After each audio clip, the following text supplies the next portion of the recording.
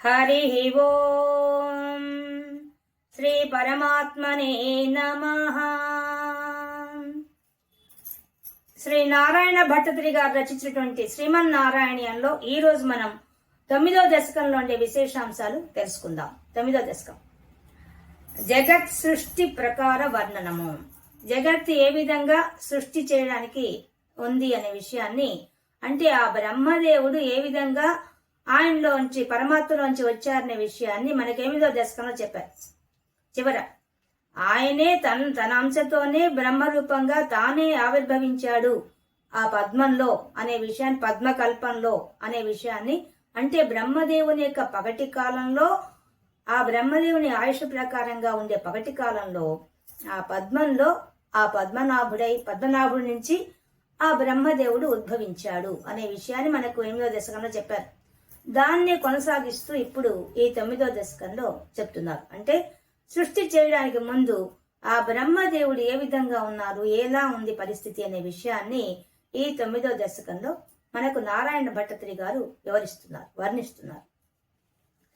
స్థితస్స కమలోద్భవః తవ హి నాభి పంకేరుహే కుతస్విత్ ఇదం అంబుధా ఉదిత మిత్యనాలోకయన్ తదీక్షణ కుతూహలాత్ ప్రతిదిశం వివృత్తాననః చతుర్వదనతామాగాత్ వికసన దష్ట దృష్ట్యంబుజాం. వికసత్ అష్ట దృష్ట్యంబుజాం. ఆ బ్రహ్మదేవుడు ఒక్కసారి ఆయన వచ్చాడు, ఆవిర్భవించాడు, పద్మంలో వచ్చి కూర్చున్నాడు. కూర్చొని కళ్ళది చూడంగానే చుట్టూ ఏం కనిపించలేదు. ఏముంది? పెద్ద సముద్రం కనిపిస్తోంది. పద్మంలో తాను కూర్చో ఉన్నాడు. అది జరిగింది. కాబట్టి తవహి నాభి పంకేరుహే, నారాయణ భట్టతిరి గారు ఆ యొక్క గురువాయూరప్ప ముందు కూర్చొని స్తోత్రం చేస్తున్నారు. స్వామి, తవహి నీ యొక్క నాభి పంకేరుహే, నీ యొక్క నాభి నుంచి వచ్చినటువంటి ఆ పద్మం అపెద్దగా వికసించింది, అమిత కాంతివంతంగా ఉండేది, ఆ కాంతితో చుట్టూ ఉన్న చీకటినంతా తోలేసింది. అటువంటి ఆ పద్మము లో నుంచి స్థిత కూర్చోన్నాడు. దాంట్లో కూర్చొని కమలోద్భవ, ఆ కమలో నుంచి పుట్టినవాడు ఆ బ్రహ్మదేవుడు వచ్చి ఆయన నేను ఎలా వచ్చాను దీంట్లోకి, నేనెవరిని, నేను ఎలా వచ్చాను, ఈ పద్మం ఏంది అని అనేక సందేహాలు ఆయన మనసులో పడుచూపాయి. ఇదం అంబుదా, ఈ సముద్రం ఏంది, ఈ సముద్రంలో పద్మం ఏంది, ఆ పద్మంలో నేనేంది అని ఆలోచన వచ్చింది ఆయనకి. ఇది ఉదిత ఇది అనాలోకయన్, అయినా ఏం తెలుసుకోలేకపోతున్నాడు. ఆలోచనేమో వస్తోంది, ఇక్కడ సముద్రం కనిపిస్తోంది, చుట్టూ నీరే కనిపిస్తోంది, నీరు తప్ప ఇంకేం లేదు. దాంట్లో మధ్యలో పద్మం, ఆ పద్మం మధ్య తను కూర్చో ఉన్నాడు. కానీ చుట్టూ ఉన్న నీరు తప్పించి ఇంకెవరు కనిపించడం లేదు. ఈ పద్మం ఏంది, ఈ పద్మంలో నేనెవరు, నేనేంది అనే విషయం ఆయనకి ఆందోళన కలిగించింది, ఆలోచన కలిగించింది. కానీ ఎంత ఆలోచించినా అనాలోకయం చూడలేకపోతున్నాడు, ఏం తెలుసుకోలేకపోతున్నాడు. అప్పుడు తదీక్షణ, తన యొక్క చూపుని బాగా తీక్షణంగా చూడడం మొదలు పెట్టాడు. ఎలా? ప్రతి దిశం 4 దిక్కుల్ని బాగా వ్యాపించి చూడడం మరి తూక్షణ, ఒక తూర్పు దిక్కు ఒకసారి, పడమర దిక్కు ఒకసారి, ఉత్తరానికి దక్షిణానికి బాగా 4 వైపులా తీక్షణంగా చూశాడు. తదీక్షణ కుతూహలం, ఇంట్రెస్ట్, చాలా కుతూహలంగా ఎట్లా వచ్చింది అనే కుతూహలంతో చూడడం మొదలు పెట్టాడు. వివృత్తాననః, తన ముఖాన్ని అటు అటు తిప్పి తీక్షణంగా చూడడం మొదలు పెట్టాడు. ఎప్పుడైతే చూడడం మొదలు పెట్టాడో చతుర్వదనతామాగాద్, ఆయనకి వెంటనే ఏ దిక్కునైతే తీక్షణంగా చూశాడో ఆ దిక్కు తట్టు ఆయనకు ఒక శిరస్సు పుట్టుకుంటూ వచ్చేసింది. తూర్పు దిక్కు తిరిగితే తూర్పు దిక్కున ఒక శిరస్సు, దక్షిణానికి ఒక శిరస్సు, ఉత్తరానికి ఒక శిరస్సు, అలాగా 4 వైపులా 4 శిరస్సులు వచ్చేసాయి. చూస్తూ ఉండంగా అది వస్తే వికసత్, ఆ ముఖం కూడా బాగా వికసించి 4 ముఖాలు వికాసంగా ఉన్నాయి.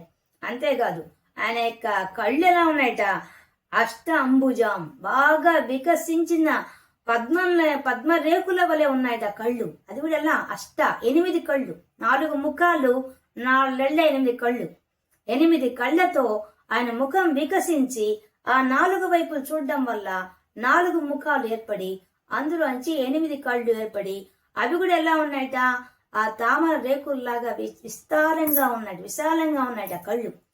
అటువంటి కళ్ళతో ఆయన 4 దిక్కులు చూస్తున్నట.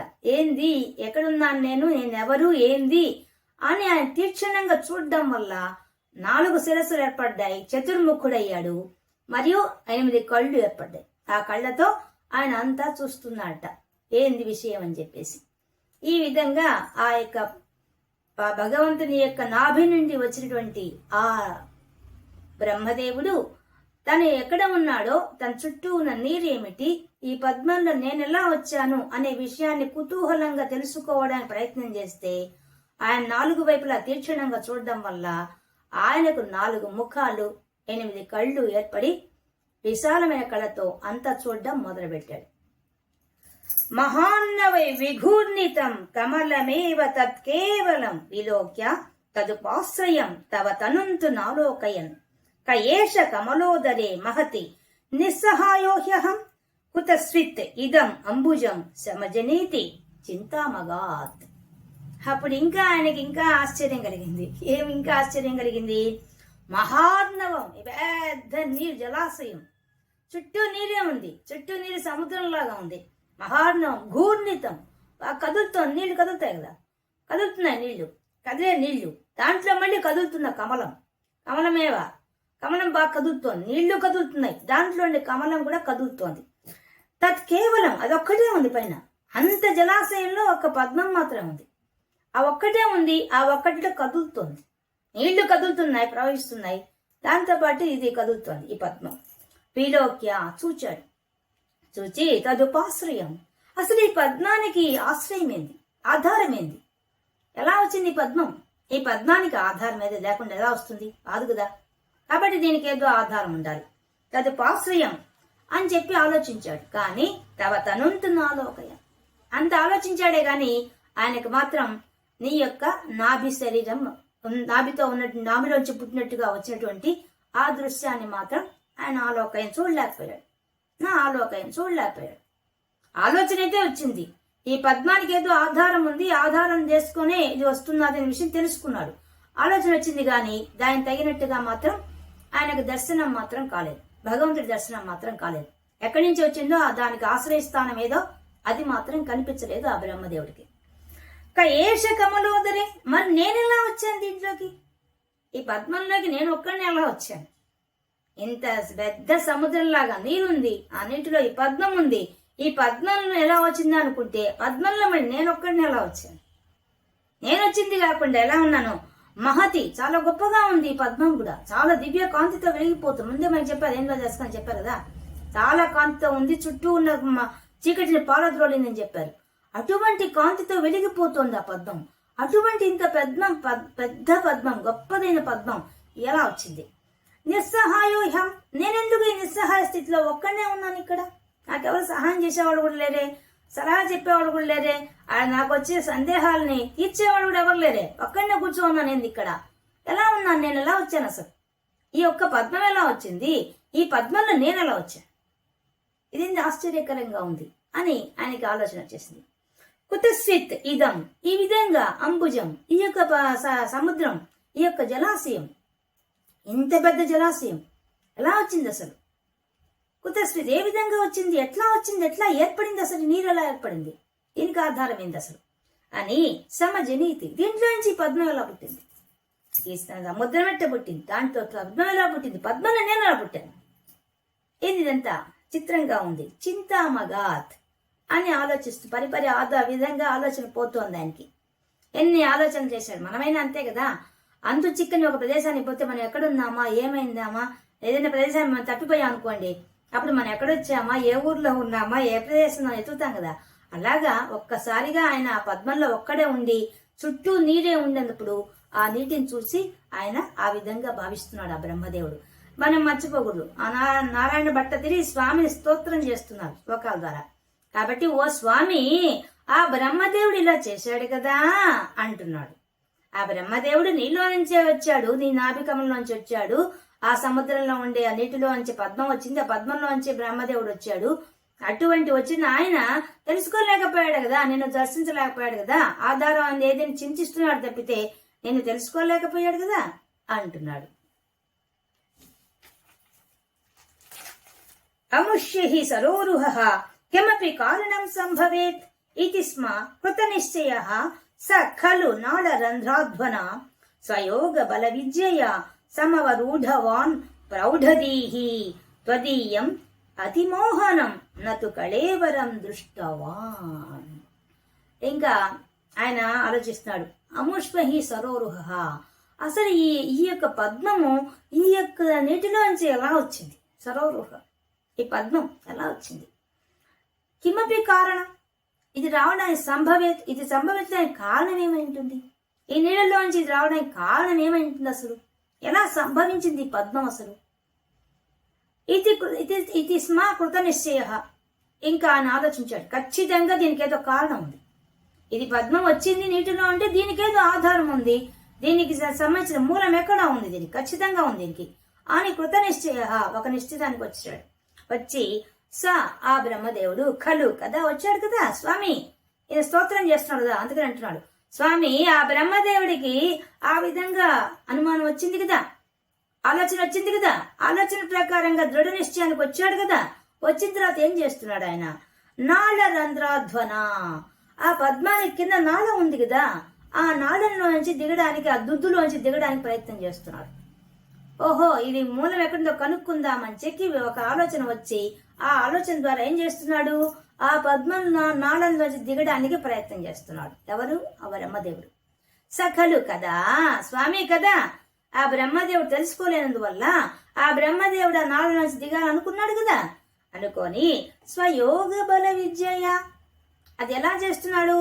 తన యోగ విద్య ద్వారా. అంటే ఇంతకుముందు తెలుసు కదా, తపహ అంటే 100 సంవత్సరాలు తపస్సు చేసిన వాడు యోగ శక్తి అంతా తెలుసు. ఏది దాని ప్రకారం యోగ శాస్త్రం ప్రకారంగా ఉండే విషయం అంతా తెలుసు. అంటే శరీరాన్ని సూక్ష్మంగా చేసుకునే శక్తి ఉంది దానికి. అందువల్ల తన శరీరాన్ని సూక్ష్మంగా చేసేసుకొని దాని నాళంలోంచి దిగడం మొదలుపెట్టాడు. సమవరూఢవాన్, అవరోహణ దిగడం మొదలుపెట్టాడు. ఎలాగా?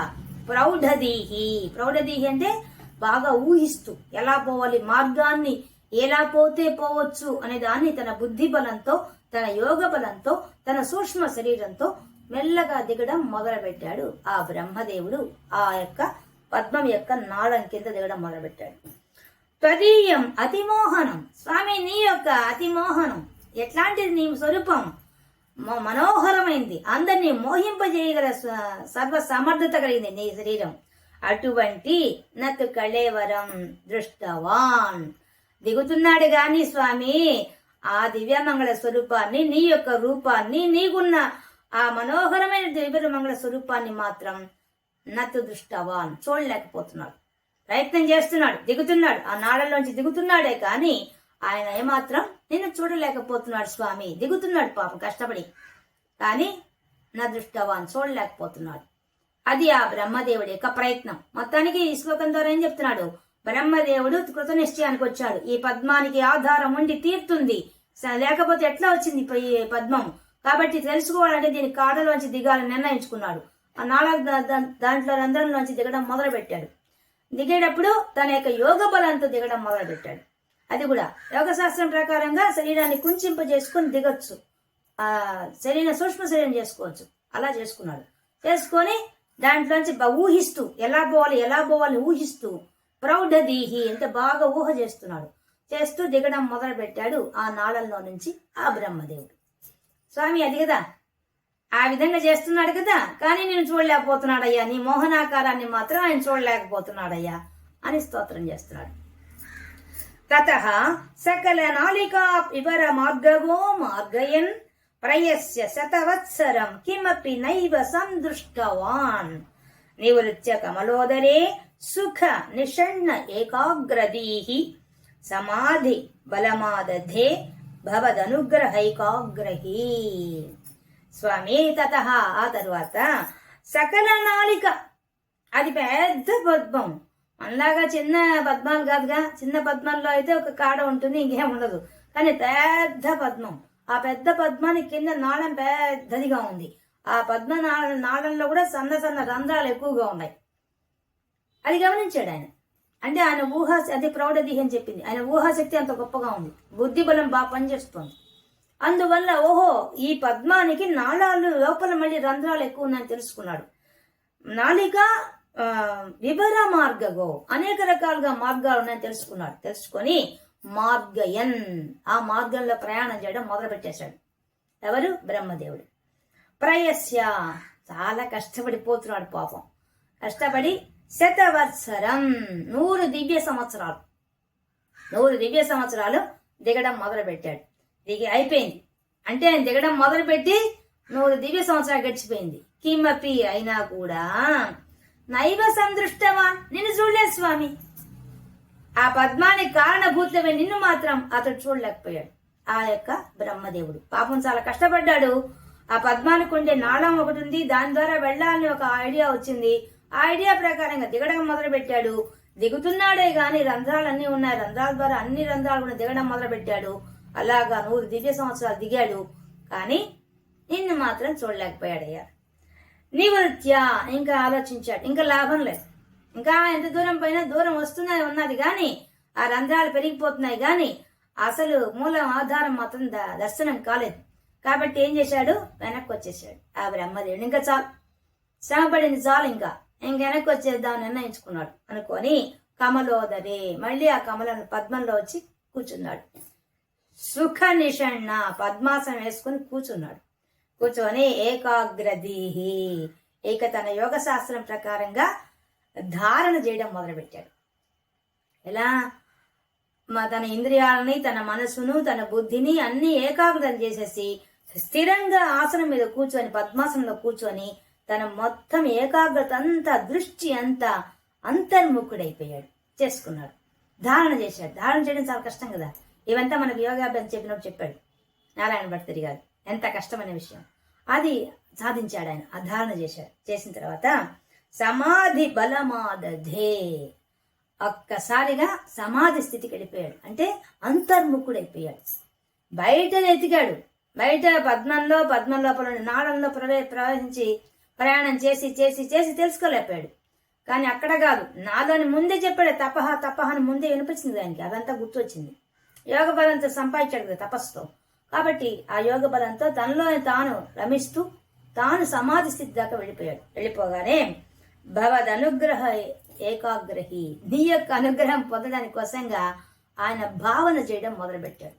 ఒక పక్క భక్తి, భావన, ఏకాగ్రత, ధారణ అన్ని చేయడం మొదలుపెట్టేశాడు. అంతర్ముఖ సమారాజ్య బహిర్ముఖ సుదుర్లభ. భగవంతుడు ఎప్పుడు అంతర్ముఖుడైతే దర్శనమిస్తాడు. కాబట్టి అంతర్ముఖుడై ఆయన ధారణ చేయడం మొదలుపెట్టేశాడు. శతేన పరివత్సరై దృఢ సమాధి బంధోల్లసత్ ప్రబోధ విశదీకృత స ఖలు పద్మినీ సంభవ అదృష్టచరమద్భుతం తవ హి రూపం అంతర్దృశ యచష్ట పరితుష్ట ధీహి భుజగ భోగ భావాశ్రయం. ఒక్కసారిగా ఆయన భగవంతుడి యొక్క అనుగ్రహం కోసంగా అంత తీవ్రమైన ప్రయత్నం చేసి సమాధి స్థితికి వెళ్ళిన తర్వాత అప్పుడు ఆ భగవంతుడు ఆయనకి అనుగ్రహించేసి అది కూడా ఎప్పుడు అనుగ్రహించాట? శతేన పరివత్సరై, 100 దివ్య సంవత్సరాలు. మళ్ళీ ఒక పక్క వెతడానికి 100 సంవత్సరాలు అయిపోయింది, దివ్య సంవత్సరాలు. మళ్ళీ ఇప్పుడు తపస్సు చేసిన దానికి మళ్ళీ 100 దివ్య సంవత్సరాలు అయిపోయినాయి. అయిపోతే దృఢ సమాధి, బాగా దృఢ నిశ్చయంతో ధారణ చేసి సమాధి స్థితి దాకా వెళ్ళిపోయాడు.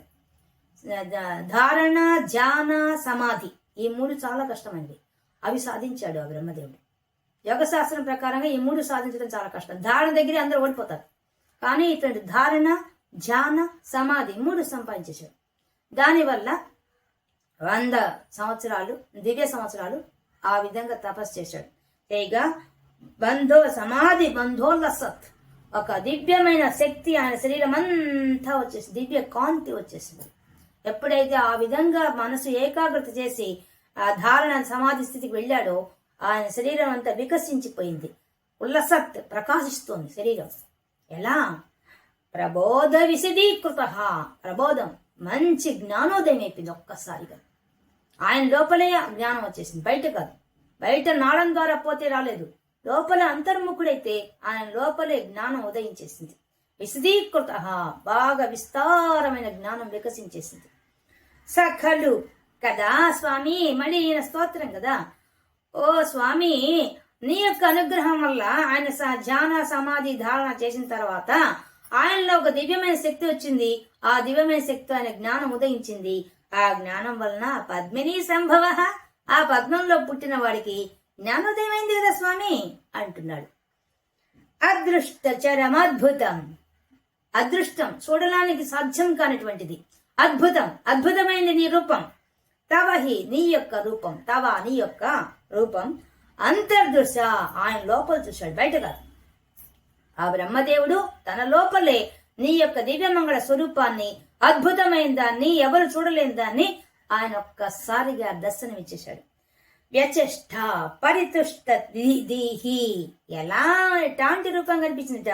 భుజగ భోగ భాగాశ్రయం, భుజగం ఆ ఆదిశేషుని మీద శయనించి ఉన్నటువంటి ఆ విష్ణుమూర్తి దర్శనం ఇచ్చాడు. అక్కడే కదా ఆయన నాభిలోంచి పద్మం వచ్చింది. ఆ ఆదిశేషుని మీద పవళించి ఉన్నటువంటి ఆ స్వామి, ఆ దివ్యమంగళ స్వరూపాన్ని ఆయనకు దర్శింపజేసింది కదా స్వామి నువ్వు బ్రహ్మదేవుడికి. ఆ బ్రహ్మదేవుడు ఆ విధంగా ధారణ సమాధి స్థితికి వెళ్తే నీవు అనుగ్రహించి ఆయనకు దర్శన భాగ్యం కలిగించావు కదా స్వామి. ఎలా? వ్యచష్ట పరితుష్ట ధీహి, అతడు చాలా ఆనంద పారవస్యంలో మునిగిపోయినాడు. ఎవరు? ఆ బ్రహ్మదేవుడు. నువ్వు ఇచ్చిన అద్భుతమైనటువంటి ఆ ఆదిశేషు మీద పవడించిన రూపాన్ని దర్శింపజేయగానే ఆ బ్రహ్మదేవుడు పొందిన ఆనందానికి అవధులు లేవు కదా స్వామి. వ్యచష్ట, నువ్వే కదా దర్శింపజేశావు. నువ్వు ఇవ్వకపోతే ఆయనకి ఎలా దర్శనం అవుతుంది స్వామి?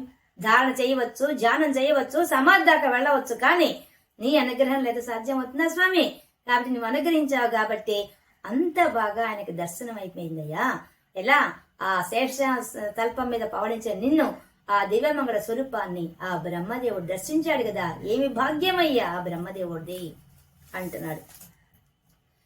కిరీటమకుటోల్ల సత్ కట్టక హార కేయూరయుక్ మణిస్ఫురిత మేఖలం సుపరివీత పీతాంబరం కలాయా కుసుమ ప్రభం గడతలోల సత్ కౌస్తుభం వపుహు తత్ అయి భావయే కమల జన్మనే దర్శితం. కమల జన్మనే ఆ పద్మంలో పుట్టాడే ఆ బ్రహ్మదేవుడు. ఏమి భాగ్యం అయ్యింది, ఏమి దర్శనం ఇచ్చావు ఆయనకి ఒక్కసారిగా. ఆ ఆదిశేషుని పవడించిన రూపమేనా నువ్వు ఇచ్చింది? మొత్తం నీ దివ్యమంగళ స్వరూపం మొత్తం చూపించేశావు. ఎలా చూపించావు ఆయనకి? అయ్యి అంటే ఓ స్వామి. ఎవరా స్వామి? సర్వము నీ స్వాధీనంలో ఉంచుకున్నావు ఓ స్వామి. సామాన్యుడివా నువ్వేమన్నా? అన్ని నీ స్వాధీనంలో ఉండేవాడివి. అటువంటి ఓ స్వామి ఆ కమల జన్మనే, ఆ కమలంలో పుట్టినట్టు వాడు ఆ దర్శించాడు నీ రూపాన్ని. ఎలాంటి రూపాన్ని దర్శించాడు ఆయన? కిరీట మకుట, పైన కిరీటముని దగ్గ మెరిసిపోతున్న కిరీటం. అది ఎలాంటిది? బంగారంతో చేయబడి మణులు మాణిక్యాలు రత్నాలతో తాపడం చేయబడింది. అటువంటి మెరిసిపోతున్న కిరీటంతో మరియు ఉల్లసత్ కటక హార కేయుయుక్, కటక కంకణాలు, మళ్ళీ కేయూరాలు, భుజకీర్తులు, మళ్ళీ హారాలు, ముత్యాల హారాలు, అన్ని హారాలు వేసుకున్నాడు స్వామి. అలాంటి దివ్యమైన స్వరూపం. పైన మెరిసిపోయే కిరీటం, మళ్ళీ కుండలాలు, పైన కేయూరాలు, కంకణాలు అన్ని పెట్టుకొని కనిపిస్తున్నటువంటి ఆ దివ్యమంగళ స్వరూపం కనిపిస్తోంది ఆ యొక్క బ్రహ్మదేవుడికి కనిపిస్తోందా? మనకు చూపిస్తున్నాడు నారాయణ భట్టతిరి. తాను చూస్తూ, తాను దర్శిస్తూ మంచిగా దర్శింపజేస్తున్నారు. అది నారాయణ భట్టతిరిలోని గొప్పతనం. హార కేయూర యొక్క మరియు మణిస్ఫురిత, మణులతో తాపడం చేయబడిన స్ఫురిత మేఖల వడ్డాణం, మలనూలు అంటారు. ఆ మలనూలు ఎలా ఉంది? బాగా చిన్న చిన్న మువ్వులతో తయారు చేసి బాగా అలంకరించబడినటువంటి ఆ గొలుసులుగా ఉండేది. ఆ చుట్టూ పెట్టిన మొలనూలు అద్భుతంగా మెరిసిపోతోంది, మిల్లమిల్లా మెరిసిపోతుందట. మణిస్ఫురిత, మణులతో చేయబడింది, స్ఫురిత ప్రకాశిస్తోంది మేఖల ఆ యొక్క వడ్డాణం. మరియు సుపరివీత పీతాంబరం, మరి బాగా నేయబడిన మంచి మేలైన పట్టు వస్త్రం, పసుపచ్చని పట్టు వస్త్రం ధరించి ఉన్నాడు ఆ పరమాత్మ. అటువంటి కలాయ కుసుమ ప్రభం, కుసుమ ఆ యొక్క కేరళ రాష్ట్రంలో దొరికే ఇరుగుడు పువ్వు అంటారు దాన్ని. అది నీలవర్ణంలో ఉంటుంది. అటువంటి ఆ ఇరుగుడు పువ్వు యొక్క రంగులో నీలవర్ణంతో ప్రభం ఆ కాంతితో మెరిసిపోతున్నట స్వామి. గడత లోలసత్ కౌస్తుభం, గడత అంటే కంఠంలో ఇక్కడ ధరించినటువంటి కౌస్తుభం మణి. ఆ మణి ఎవరి కాంతితో ఉంది. ఒక పక్క పసుపచ్చని వస్త్రం, ఆయనేమో నీళ్ల వర్ణం, మధ్యలో కౌస్తువ మణి, ఆ మణి ఏమో ఎర్రగా ఉంది. ఎన్ని చెప్తున్నాడో ఒకేసారి. పైనేమో దగదగ మెరిసిపోయే రత్నాలతో చేయబడినటి కిరీటం, మళ్ళీ కేయూరాలు, కంకణాలు, అంగదాలు, ఇవి కాక మళ్ళీ మేఖల, మళ్ళీ పసుపచ్చని వస్త్రం, మళ్ళీ కంఠంలో కౌస్తుభం, ఆ కౌస్తుభం మళ్ళీ ఎర్రని కాంతి. ఎన్ని చెప్తున్నాడు, ఒకేసారి మొత్తం వర్ణించేశాడు రూపాన్ని. వపుహు, అటువంటి నీ శరీరం. స్వామి, ఏం భాగ్యం అయ్యా ఆ బ్రహ్మదేవుడిది. పై నుంచి కింద దాకా దర్శింపు చేసావు కదా, నేను కూడా నిన్ను ఒకటి అడుగుతాను. ఏమడుగుతాను? తత్ భావయ్యే, నేను కూడా భావిస్తానయ్యా. స్వామి, నా భాగ్యం, నేను కూడా నేను భావిస్తున్నాను ఈ రూపాన్ని. ఆ బ్రహ్మదేవుడు చూసిన రూపాన్ని వర్ణించారు కదా భాగవతంలో, ఆ భాగవతంలో వర్ణించిన దాన్ని నేను కూడా భావిస్తున్నాను స్వామి. ఆయన ఎంత అదృష్టవంతుడు. అప్పటిదాకా కనిపించలేదని తాపత్రయపడి ధారణ సమాధి దాకా వెళ్ళిన బ్రహ్మదేవుడికి నీ దివ్యమంగళ స్వరూపాన్ని, సకల ఆభరణాలతో అలంకరింపబడిన నీ శరీరాన్ని చూపించావు కదా, నీ దివ్యమంగళ స్వరూపాన్ని చూపించావు కదా, దర్శనమిచ్చావు కదా. అటువంటి నీ రూపాన్ని నేను కూడా భావిస్తాను స్వామి, అనుగ్రహించు నన్ను కూడా. భావయే, తత్ భావయే, నేను కూడా భావిస్తాను స్వామి అని వినయం ప్రకటిస్తున్నారు నారాయణ భట్టతిరి గారు. శృతి ప్రకర దర్శిత ప్రచుర వైభవ శ్రీపతే హరే జయ జయ ప్రభో పదముపైషి దిష్ట్యా దృశో కురుష్వ ధియ దియం ఆసు మే భువన నిర్మితో కర్మటాం ఇతి దృహిణ వర్ణిత స్వగుణ బృంహిమాం పాహిమాం. నారాయణ భట్టతిరి గారు చెప్తున్నారు, అయ్యా నీ దివ్యమంగళ స్వరూపాన్ని ఒక్కసారి చూడంగానే ఆ బ్రహ్మదేవుడు నీకు స్తోత్రం చేశాడు. ఏమని స్తోత్రం చేశాట? అసలే వేద విజ్ఞానం కలవాడు ఆ బ్రహ్మదేవుడు. వేద వేద్యుడిపైన నీ గురించి ఆయన స్తోత్రం చేస్తున్నాడు. ఏమని? శ్రీపదే అని ఒక్కసారి ఆయన పులకించిపోయి నోట్లోంచి వచ్చేసిందిట ఆ బ్రహ్మదేవుడికి. శ్రీపతే అంటే లక్ష్మీపతి అని పిలిచేశాడు. ఎందువల్ల? వక్షస్థలంలో అమ్మవారు మెరిసిపోతున్నారు. అది ముందు చెప్పలేదుగా, వెంటనే చెప్పేస్తున్నారు. శ్రీపదే, ఓ లక్ష్మీ వల్లభ, ఓ స్వామి, శృతి ప్రకర దర్శిత ప్రచుర వైభవ. శృతులు అంటే వేదాలు, వేదాల ద్వారా కీర్తింపబడే ఓ స్వామి, వైభవంగా కీర్తింపబడే ఓ స్వామి. హరే, నువ్వెవరివి? హరే, మా పాపాలని హరించేవాడివయ్యా. ఓ స్వామి, నువ్వెవరివి? సామాన్యుడివా? మాలాంటి అల్పుల యొక్క పాపాలని హరించేంత గొప్పవాడివే నువ్వు ఓ స్వామి. జయ జయ, నీకు జయము జయము. నీకు జయ జయ పలికితే మాకేం వస్తుంది? మాకు జయం వస్తుంది. మే ప్రభో, ఎవరు నువ్వు? విశ్వాన్నంతా నడిపించేది నాయకుడివి, దక్షత కలవాడివి. అటువంటి పరిపాలన చేసి ఓ ప్రభో పదముపైషి, నా అదృష్టం నీ యొక్క దివ్యమంగళ స్వరూపం నుంచి వచ్చే కాంతి, ఇది మొత్తం నీ శరీరం నుంచి వచ్చే కాంతినంతా కూడా దృష్ట్యా చూస్తున్నాను. ఏం భాగ్యం అయ్యా! దృశ్యోహ, దృశ్య రూపాలు చూస్తున్నాను. ఐ నుంచి కింద వరకు ఉన్న నీ అలంకారాలు, నీ దివ్యమంగళ స్వరూపాన్ని చూసే భాగ్యం నా భాగ్యమే భాగ్యం కదా స్వామి అని స్తోత్రం చేస్తున్నాడు బ్రహ్మదేవుడు. అప్పుడు అడుగుతున్నాడు ఆ బ్రహ్మదేవుడు, అడుగుతున్నాడు, మే నాకు భువన నిర్మిత కర్మట, నాకు ఒక బాధ్యత అప్పగిచ్చావు కదా ఓ స్వామి, నన్ను ఈ జగత్ సృష్టి చేయమని చెప్పావు. నాకేం తెలుసు స్వామి, నేను అల్పుణ్ణి నీ ముందు. నీ సృష్టి విధానమైందో నాకేం తెలుసు.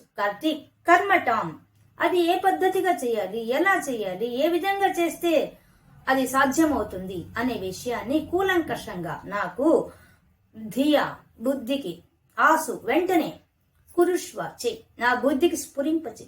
నేను ఎలా చేయాలో, భువన నిర్మితం, ఈ సమస్త భువనాలను ఇప్పుడు ఎలా నిర్మించాలో, ఎలా తయారు చేయాలో నాకేం తెలియదు.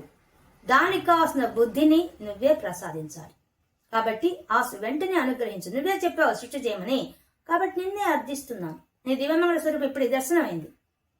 నేను ఒక్కడిని ఎందుకున్నానా, పద్మం ఏంది, నీరేంది, ఇంత ఆలోచించాను. దానికోసం ఎంతో ప్రయాసపడ్డాను. తర్వాత తపస్సు చేశాను. ఇప్పుడు ఎట్టో దివ్యమంగళ స్వరూపం దర్శనమైంది. కానీ నువ్వు నన్ను సృష్టించింది దేనికోసం? సృష్టి చేయడానికి కోసం కదా. ఆ సృష్టి ఎలా చేయాలి నాకేం తెలుసు. కాబట్టి నా బుద్ధికి దాన్ని చేసి ఇది ద్రుహిణ వర్ణిత, ఈ విధంగా ఆ బ్రహ్మదేవుడు నిన్ను స్తోత్రం చేశాడు కదా స్వామి. నారాయణ భట్టరి గారు అంటున్నారు, స్వామి ఈ విధంగా నేను చూడంగానే ఆనంద పారవస్యంలో ఆ యొక్క బ్రహ్మదేవుడు నేను స్తోత్రం చేశాడు కదా స్వామి. స్వగుణ బ్రహ్మిమ, నీ యొక్క గుణగానం చేశాడు కదా. వేద్యుడివని, వేదాలతో వైభవంగా వెలిగేవాడివని, జయ జయ మహాప్రభో శ్రీపదే హరే అని స్తోత్రం చేశాడు కదా. కానీ నేను అడుగుతున్నానయ్యా నిన్ను, పాహిమా నన్ను కూడా రక్షించు. ఆ బ్రహ్మదేవుడు స్తోత్రం చేశాడు, ఆయన దర్శనం ఇచ్చావు, నేను భావించాను కదా. ఆయన డైరెక్ట్గా చూసే స్తోత్రం చేశాడు, కానీ నీ దివ్యమంగళ స్వరూపాన్ని నేను భావించాను. కాబట్టి నన్ను కూడా కొంచెం పాహిమాం రక్షించు, నన్ను కూడా దాని మీద కూడా దయ చూపించు. ఆ బ్రహ్మదేవుడికి దయ చూపించావు కదా, దర్శనం ఇచ్చావు కదా, నేను భావించాను కదా, నన్ను కూడా రక్షించవయ్యా అని అడుగుతున్నారు దీనంగా. అది గొప్ప భక్తుల యొక్క లక్షణం. ఒక పక్క స్తోత్రం చేస్తున్నాడు, ఒక పక్క భాగవతంలో అనే కథను మన ముందు ఆవిష్కరిస్తున్నారు, ఇంకో పక్క నా మీద దయ చూపించమని చెప్పి భగవంతుని ప్రార్థిస్తున్నారు. అంటే ఇప్పుడు మనం చదివితే ఈ శ్లోకాన్ని మనం అడుగుతున్నట్టు, పాహిమాం నన్ను కూడా రక్షించవయ్యా అని మనము విష్ణుమూర్తిని ప్రార్థిస్తున్నట్టుగా రచించారు. రచించింది భావించింది ఆయన, కష్టపడి రాసింది ఆయన. కానీ మనకు సులభంగా మనం చదివితే అర్థం చేసుకొని మనం కూడా, స్వామి ఆ బ్రహ్మదేవుడికి దర్శనం ఇచ్చిన ఓ స్వామి, నేను కూడా ఈ స్తోత్రం చదువుతున్నాను, ఆ బ్రహ్మదేవుడు చేసే స్తోత్రం నేను కూడా చదువుతున్నాను. ఏమని? శృతి ప్రకర దర్శిత ప్రచుర వైభవ శ్రీపతే హరే జయ జయ ప్రభో అని నేను కూడా అంటున్నాను. ఆ పదాలు నేను కూడా అంటున్నాను. కాబట్టి నేను కూడా భావిస్తున్నాను, నన్ను కూడా రక్షించవయ్యా అని మనం చదివితే మనం అన్నట్టుగా రచించారు. అది గొప్పతనం. ఆయన రచించాడు, భావించిన దాన్ని మన ముందు ఆవిష్కరిస్తూ మన చేత కూడా ప్రార్థన చేయిస్తున్నారు. అది గొప్ప భక్తుల యొక్క లక్షణం. లభస్వ భువనత్రయీ రచన దక్షతాం అక్షతాం గృహాణ మదనుగ్రహం కురు తపశ్చ భూయో విధే భవత్వఖిల సాధనీ మయి చ భక్తిరత్యుత్కటేత్ ఉదీర్య గిరం ఆదధ ముదిత చేతసం వేధసం విధే. ఓ బ్రహ్మదేవా, ఆ పరమాత్మ మాట్లాడుతున్నాడు. నువ్వు అన్నావుదా స్వామి, అప్పుడు ఏమని పిలిచావు ఆ బ్రహ్మదేవుణ్ణి? విధే, ఓ బ్రహ్మదేవా అని నువ్వు పిలిచావు. పిలిచి ఏం చెప్పావు? భువనత్రయీ రచన, ఈ భూలోకాలను నిర్మించే సృష్టి కార్యం చేసే శక్తి, ఆ దక్షత సామర్థ్యం నీకు అక్షతాం నాశనం లేని విధంగా లభస్వ పొందుదువుగాక అని నువ్వు అనుగ్రహించావు కదా స్వామి. ఆ బ్రహ్మదేవుని పిలిచి ఎప్పుడైతే ఆ బ్రహ్మదేవుడు స్తోత్రం చేసి నిన్ను కోరుకున్నాడో నువ్వేం చేశావు? వెంటనే ఆయనకి ఓ గృహాణం అది అనుగ్రహం, పో నా అనుగ్రహం పొందావు పో అని చెప్పి నువ్వు ఏం చెప్పావు? నీ ముల్లోకాలను నువ్వు సృష్టించే శక్తి నీకు, దక్షత సామర్థ్యం నీకు ఇస్తున్నాను, స్వీకరించు అని చెప్పి నువ్వు చెప్పావు కదా స్వామి. కురు తపస్య, కాకపోతే భూయో మళ్ళీ తపస్సే ఆ మాట చెప్పావు నువ్వు. నీకేమో శక్తి ఇస్తున్నాను, నాశనం లేనటువంటి శక్తి ఇస్తాను, ముల్లోకాలను సృష్టించు అని చెప్పావు. కానీ మళ్ళీ నువ్వేం చెప్పావు? కురు తపస్సు చేయి, మళ్ళీ భూయ మళ్ళీ చెయ్యి, మళ్ళీ తపస్సు చేయమని చెప్పాట పరమాత్మ ఆ బ్రహ్మదేవుడికి. అదే కదా స్వామి నువ్వు చెప్పింది. అప్పుడు దర్శనం ఇచ్చావు, ఇచ్చిన వాడివి, ఆయన అడిగిన కోరిక విన్నావు, విన్న తర్వాత ఏం చెప్పావు? మళ్ళీ తపస్సు చేయమని చెప్పావు. మళ్ళీ చెప్పే ముందు ఏం చెప్పావు? నీవు అనుకున్నట్టుగానే నువ్వు ఈ ముల్లోకాన్ని సృష్టించే సామర్థ్యం నీకు వస్తుంది, ఆ తెలివితేటలు నీకు ఇస్తున్నాను, నా అనుగ్రహం పొందావు అని కూడా చెప్పేశావు. చెప్పి మళ్ళీ ఏం చెప్పావు? మళ్ళీ తపస్సు చేయమని చెప్పావు. భవత్ అఖిల సాధని, నువ్వు అన్ని సాధించాలంటే, నీకు కావలసిన అన్ని కోరికలు తీరాలంటే మాత్రం నువ్వు తపస్సు చేయాలి. మయిచ భక్తిరత్యుత్కటేత్, మరి నన్ను ఎట్లా ప్రార్థన చేయాలి నువ్వు? భక్తితో, భక్తి భావన శ్రద్ధ అనన్యమైన భక్తి, నేను తప్ప వేరే ఆలోచన రాదు. అది ప్రకృష్టమైన భక్తి అంటే అది. అలాంటి భక్తితో నన్ను ఆశ్రయించు. నువ్వు ఎప్పుడు ఎలా చేయాలి తపస్సు? నన్నే పట్టుకొని. నువ్వు ఇంతకు ముందు చేసిన తపస్సు ఏంది? ఈ పద్మం ఎక్కడి నుంచి వచ్చింది, ఈ నీళ్ళకి పద్మానికి ఆధారం ఏంది, ఈ పద్మంలో నేను ఎలా వచ్చాను, అది తెలుసుకోవడం చేసావు. అంతవరకే పొందావు. ఇప్పుడు నేను నీకు చెప్తున్నాను, అవన్నీ పక్కన పెట్టేసి కేవలం నన్నే పట్టుకో, నన్నే ఆశ్రయించు, నా మీదే అనన్యమైన భక్తి పెట్టుకో, మనసు నిండా నన్నే నింపుకో. ఇప్పుడు నా రూపం చూసావు కదా, నా రూపాన్ని ముద్రించుకో, దాన్ని మాత్రమే పట్టుకొని భక్తి రచ్యుత్కటేత్, బాగా ఉత్కృష్టంగా, చాలా గొప్పగా, ప్రకృష్టంగా ఆ మనసులో స్థిరంగా నన్ను ముద్రించుకో, నా రూపాన్ని భావించు. భావన మాత్ర సంతుష్ట, భావించాలి, నువ్వు నన్ను భావించాలి. అది కూడా అనన్యం, ఆపకుండా, వేరే ఆలోచన రావద్దు ఇంకా. ఉదీర్య గిరం, ఈ విధంగా నువ్వు పలికావు కదా స్వామి, ఇలా చెప్పావు కదా ఆ బ్రహ్మదేవుడికి, ఓ స్వామి, ఓ పరమాత్మ, నీవు ఆ బ్రహ్మదేవుడికి ఈ విధంగా ఆజ్ఞ ఇచ్చావు, అనుగ్రహించావు, దర్శనం ఇచ్చావు, మళ్ళీ నీ మాటలు వినిపించావు, మాటల ద్వారా కూడా ఏం చెప్పావు, భరోసా ఇచ్చావు, నేనున్నాను, నేనున్నాను అండగా, నువ్వు చేయి అని చెప్పావు. చెప్పిన తర్వాత మళ్ళీ ఏం చెప్పావు, కానీ నన్నే పట్టుకోవాలి, నన్నే ఆశ్రయించాలి, నన్ను కూడా ఎట్లా ఆశ్రయించాలంటే మళ్ళీ తపస్సు చెయ్యి అని చెప్పావు. అది కదా స్వామి నువ్వు చెప్పింది. పాపం ఉదయ గిరం ఈ విధంగా నువ్వు చెప్పగానే ఉదిత చేదసం వేదసం ఆ బ్రహ్మదేవుడు వేదవేద్యుడేమిటి, వేద జ్ఞానాన్ని పొందినట్టు ఆ బ్రహ్మదేవుడు నీ ద్వారా పొందినవాడే కదా ఆయన అర్థం చేసుకున్నాడు, చాలా ఆనందపడిపోయాడు. ఎందువల్ల ఇప్పటిదాకా సందిగ్ధంలో అనేక ఆలోచనలతో కొట్టుమిట్టాడినట్టు ఆ బ్రహ్మదేవుడు, ఏకాకిగా ఉన్న బ్రహ్మదేవుడికి ఇంత గొప్ప అనుగ్రహం లభించేసరికి ఆనంద పారవస్యంలో మునిగిపోయినాడు ఆయన. ముదిత చేతసం, ఆయన మనసంతా ఆనందంతో నిండిపోయినట్ట ఆ బ్రహ్మదేవుడికి. నిండిపోయి ఆదదా నీ ఆజ్ఞను స్వీకరించాడు, ఆజ్ఞను భావించి ఆజ్ఞను శిరస ఆవహించాడు. కాబట్టి ఆయన పొందిన ఆనందానికి అవధులు లేవు. అటువంటి ఆనందాన్ని పొందాడు కదా ఆ బ్రహ్మదేవుడు స్వామి అని అంటున్నాడు. అని శతం కృత తపాహ తతః స ఖలు దివ్య సంవత్సరాన్ అవాప్య చ తపోబలం మతిబలం చ పూర్వాధికం ఉదీక్ష కిల కంపితం పయసి పంకజం వాయునా భవద్బల విజృంభితః పవన పాధసి పీతవాన్.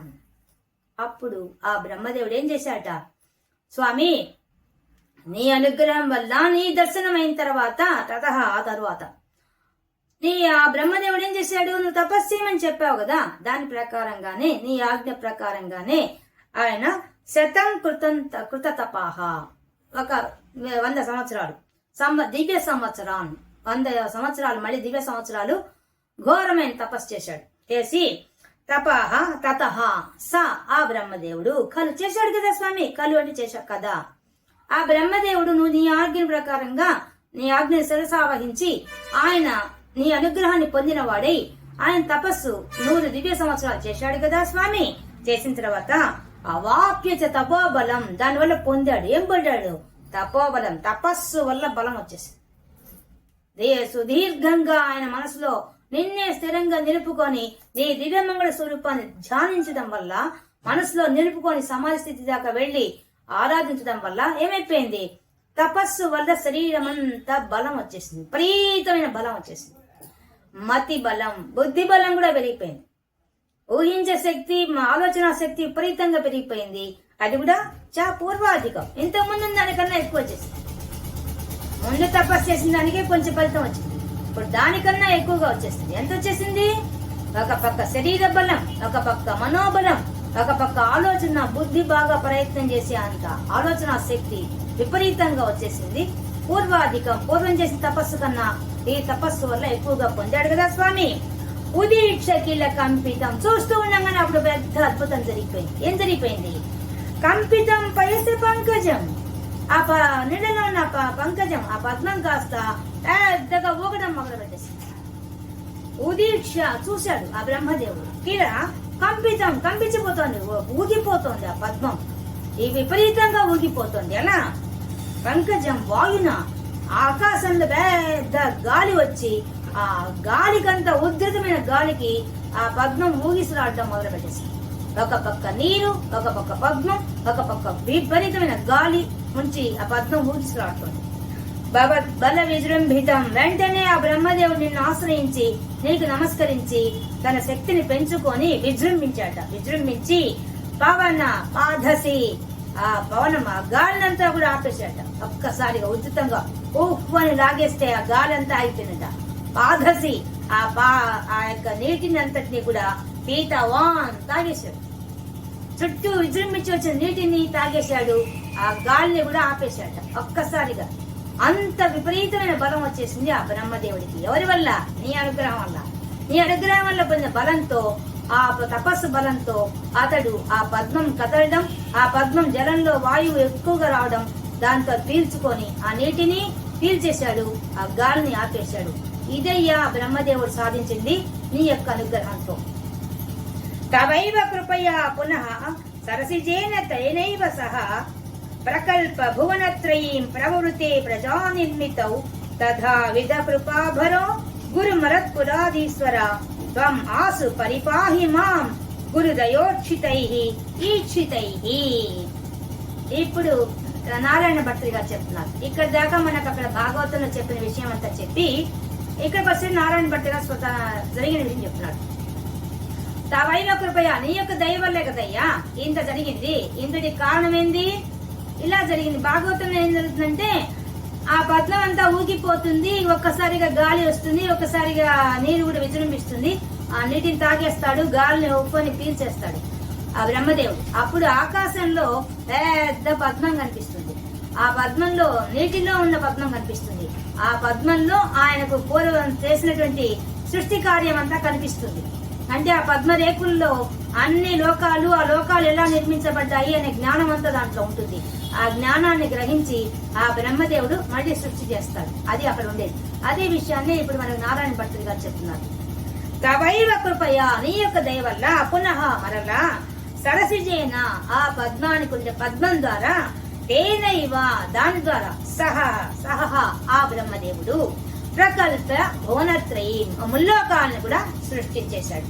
ఎలా మేము ఏదో చెప్పారు, భాగవతం చెప్పినట్టుగా జరిగిపోయిన విషయం అంతా ఆయన స్ఫురించే రకంగా భగవంతుడు చేసినందువల్ల ఆ పద్మం ద్వారా వికసించినటువంటి కర్మలు, వికసించిన మాయ, మరి ప్రకృతి, ఆ మహత్తు, అహంకారం, త్రిగుణాలు అవన్నీ గుర్తు వచ్చి ఆ లోకాలని గుర్తొచ్చి ఆయన సృష్టి చేయడం మొదలు పెట్టేస్తాడు.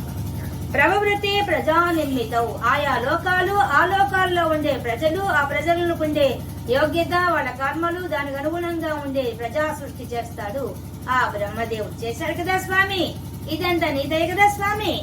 తథా విధ కృపాభరో ఓ స్వామి అంత దయ చూపించావే ఆ బ్రహ్మదేవుడికి. ఆయన ఏమీ లేకుండా ఏకాకిగా ఉన్నవాడు, ఆ పద్మంలో కూర్చున్నవాడు, పద్మంలో తాను ఎందుకున్నాడో, పద్మానికి ఆధారమేదో అని పరిపరి విధాలుగా ఆలోచించిన ఆ బ్రహ్మదేవుడికి అంతటి అనుగ్రహాన్ని కలిగించావు కదా స్వామి. గురు మరుత్ పురాధీశ్వర ఓ గురువాయూరప్ప, నువ్వు అంత అనుగ్రహాన్ని ఆయన కలిగించావు కదా బ్రహ్మదేవుడికి. మరి మేమెంతయ్యా మనుషులమయ్యా, మేమేం చేయగలమయ్యా నీకోసం? ఆయనలాగా తపస్సు చేయగలమా? ఆయనలాగా చేయగలమా మేము? కానీ నేను అడుగుతున్నాను స్వామి, త్వం తమరు ఆసు వెంటనే పరిపాహి మాం నన్ను కూడా రక్షించు స్వామి. దయ ఉంచి నిన్ను ప్రార్థిస్తున్నాను. ఆ బ్రహ్మదేవుడికి అంతటి అనుగ్రహాన్ని ప్రసాదించావే, సృష్టి చేసే అంత గొప్ప శక్తి ఇచ్చావే స్వామి. అంత బలమిచ్చి ఆ పద్మాన్ని నీళ్ళలో కొట్టుకుంటున్న దాన్ని, ఆ నీటిని కూడా తాగేంత శక్తి బ్రహ్మదేవుడికి ఇచ్చావే, ఆ గాలినంత ఆపగల శక్తి ఇచ్చావే. అంత ఇచ్చిన వాడివి కొంచెం మా కోసం మాకంత మాత్రం ఇవ్వలేవా స్వామి? నా మీద దయ చూపించలేవా? నిన్ను అది కూడా అడుగుతున్నాను. ఏమడుగుతున్నాను? గురి దయోక్షితై ఈక్షితై నీ కృపా కటాక్ష వీక్షణాన్ని ఒక గురువుగా అనుగ్రహించు స్వామి. అజ్ఞానాన్ని పోగొట్టు. మేము అజ్ఞానంలో కొట్టుకునేవాళ్ళం. మేము మానవులు ఎప్పుడు మేము మా అజ్ఞానంలోనే ఉంటాం. మా అజ్ఞానం పోగొట్టగల శక్తి గురువుకే ఉంటుంది. గురువుపై నీవు వచ్చి మమ్మల్ని అనుగ్రహించి నాలో ఉన్న ఈ అజ్ఞానాన్ని తొలగించి నన్ను కూడా తరింపచేయి. నేను నిన్నదే ప్రార్థిస్తున్నాను. బ్రహ్మదేవుడు అంతటి వాడికి పొందిన ఆ భాగ్యాన్ని నేను కూడా కోరుకుంటున్నాను. ఈ భవరోగాన్ని పోగొట్టుకునే భాగ్యాన్ని నాకు కలిగించు. నేను కూడా అదే అడుగుతున్నాను. పాహిమాం రక్షించు స్వామి, రక్షించు. నా మీద కూడా నీ కృపా కటాక్ష వీక్షణాన్ని ప్రసరింపచేయి. నేను కూడా ధన్యున్నయ్యే భాగ్యాన్ని కలిగించు. ఆ బ్రహ్మదేవుడు పొందే ధన్యతను నేను పొందే భాగ్యాన్ని కలిగించు. ఇదే నేను కోరుకుంటున్నాను స్వామి అని వినయంగా స్తోత్రం చేస్తున్నాను. చివరి శ్లోకంలో బ్రహ్మదేవుడికి ఏ విధంగా అనుగ్రహించాడు స్వామి అనే విషయాన్ని చెప్తూ, తర్వాత తాను అంటే చదువుతున్న వాళ్ళని మనం అడుగుతున్నట్టుగా, అడిగేదేమో నారాయణ భట్టతిరి గారు, భావించేది ఆయన, కానీ చదువుతున్నాడు ఇది భావిస్తే మనమే ఆయన ప్రార్థన చేస్తున్నట్టుగా రచించారు.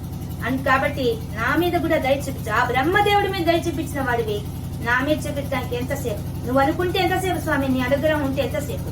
కాబట్టి నా మీద కూడా అనుగ్రహించమని చెప్పి ఈ విధంగా స్తోత్రం చేస్తున్నారు నారాయణ భట్టతిరి గారు. ఈ విధంగా ఈ రోజు మనం జగత్ సృష్టి ప్రకార వర్ణనం, అంటే జగత్ సృష్టి రావడానికి ముందు బ్రహ్మదేవుడి యొక్క మానసిక స్థితి ఏమిటి, ఆయన ఎక్కడ ఉన్నాడు, ఎలా వచ్చాడు, ఆ వచ్చిన తపోబలంతో ఎలా వచ్చాడు, ఆ బలంతో ఆయన ఏం సాధించాడు, ఏ విధంగా సృష్టి చేయాలని స్థితి మానసికంగా ఏర్పడింది, ఆ మనోబలం, బుద్ధి బలం, శారీరక బలం ఎలా ఏర్పడింది అనే విషయాన్ని ఈ యొక్క దశకంలో నారాయణ భట్టతిరి గారు భాగవతంలో చెప్పిన దాన్ని, అంటే సుఖ మహర్షిని ఆ యొక్క పరీక్షిత్ మహారాజు అడిగితే ఆయన వివరిస్తారు. ఆ వివరించిన విషయాన్ని అంతటి కలిసి 10 శ్లోకాల్లో ఇంత చక్కగా వివరించారు. మన ముందు దృశ్య కావ్యాన్ని చూపించారు. ముందు ఆ భగవంతుడి యొక్క వర్ణన ఎంత అద్భుతంగా చూపించాడు. ఆ శేష సర్పం మీద ఉన్నవాడిని, ఆయన పైనుంచి కింద వరకు వేసుకున్న ఆభరణాలతో సహా చక్కగా వర్ణించి మనకు కూడా మన మనసులో ఆ స్వరూపం ముద్రించే రకంగా వర్ణించడం అనేది అసామాన్యమైన విషయం.